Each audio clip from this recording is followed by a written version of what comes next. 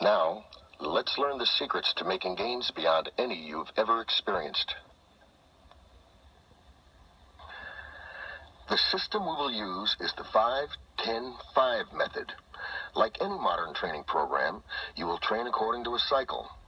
You will use 5 stages of preparation.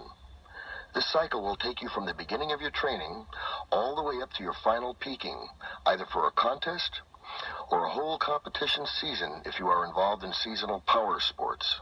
You will use 10 movements or exercises. These exercises will be the basic ones you will use to build muscle. You will be working with a bar and with dumbbells. And while you are working through your training cycle, you will use 5 stepping stones, mental techniques, and nutritional secrets to give you the extra edge.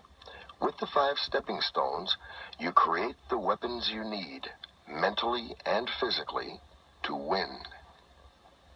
Whether you are starting out or beginning your cycle again after competition or a layoff, you must return to basics.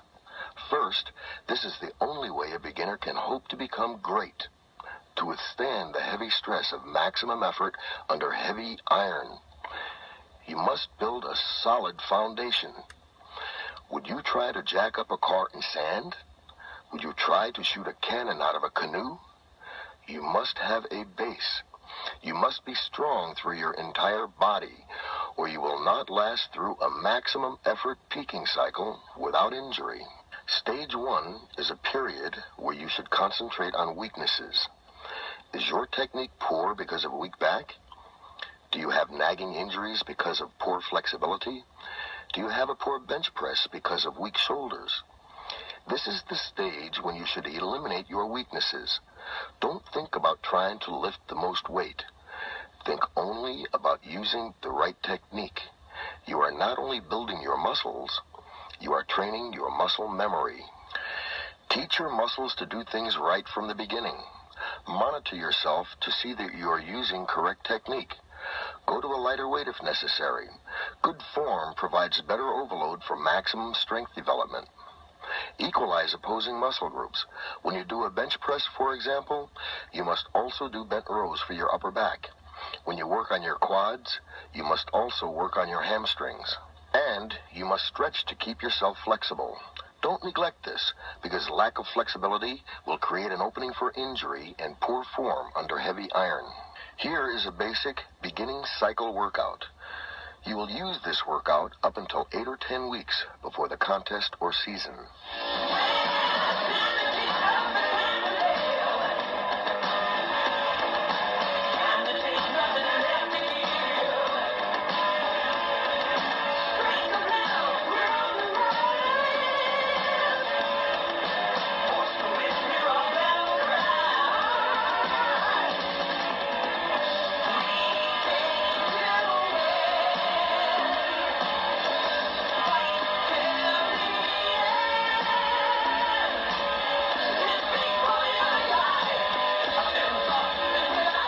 Begin to increase your absolute strength levels.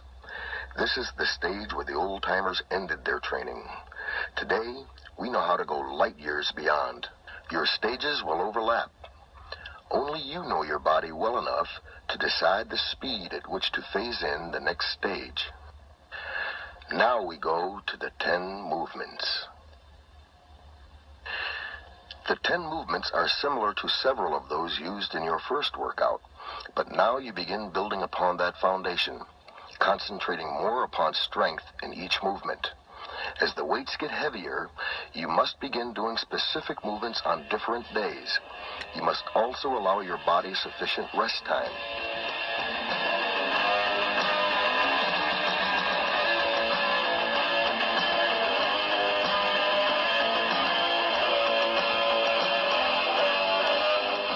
The correct technique for each movement. Okay, Bruce. Okay. Elbows out. Push the weight off your chest in a C movement, in a big curve.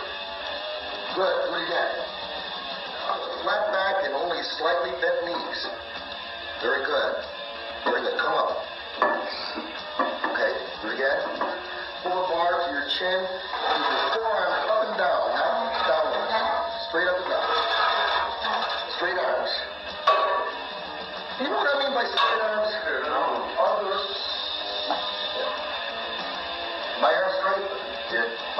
straight? No, that's what I mean by straight up. To the side. And stand straight back up. Straight to the side. And back up. Good. Straight to the side, Benny. And back up. Drive it harder. Good. Good. And up. And bend. And up. Straight down. Good. Again. These exercises until about 3 weeks before the contest or season.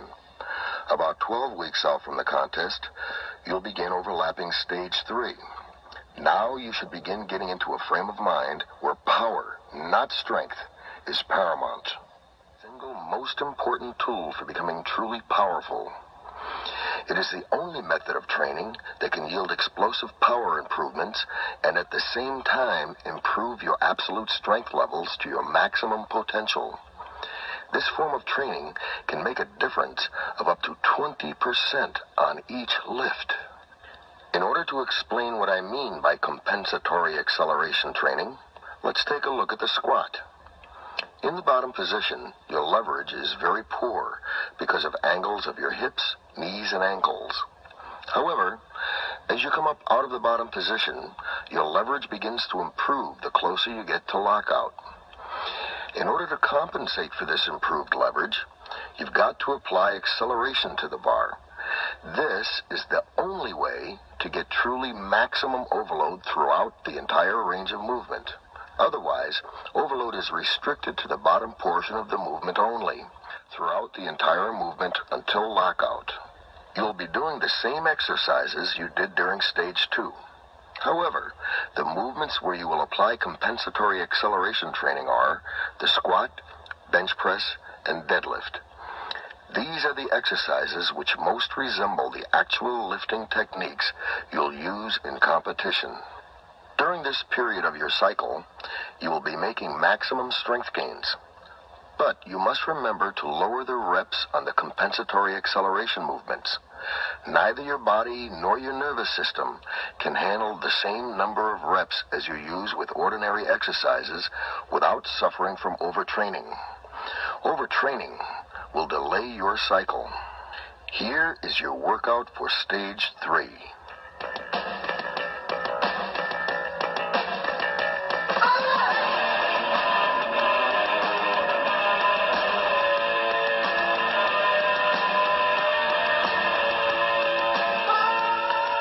Now, you're ready for stage 4. You are through worrying about strength improvement. Now is the time to get powerful. Power, strength with speed. If you are training for a powerlifting competition, you now begin to introduce actual competition techniques into your training. Drop the wide grip bench presses in favor of the more efficient contest technique. Drop stiff-legged deadlifts in favor of conventional or sumo technique. Do away with high bar squats or safety squats in favor of your competitive stance.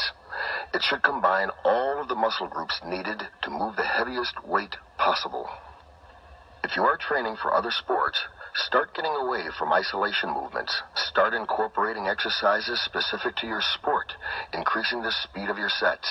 Think about what you need in competition. Strong quads, strong trunk, strong shoulders. The 10 movements have given you a much greater level of absolute strength. Maintain that strength by continuing the 10 movements, but remember, they are secondary to working on your competition techniques. If you are training for a powerlifting meet, remember, stop all of the 10 movements 2 or 3 weeks before the contest date. And now, the final half. Soviet athletes are famous for their strength and power. Their Olympic weightlifters and track and field athletes dominate international competition. Their secret is an important system of training they have developed to increase explosive power. It is only used for a brief period, about 6 weeks, in a peaking cycle timed to match the period when you want to be at your maximum in every way. Plyometrics, as the system is called, is a group of exercises consisting of leaping, bounding, and shock training. It is designed to cause rapid changes in how your nervous system responds to stress. It allows you to make more muscle cells fire instantaneously than you ever could before. And remember, the more muscle cells that get going, the more explosive force you have. This is your workout for stage 5.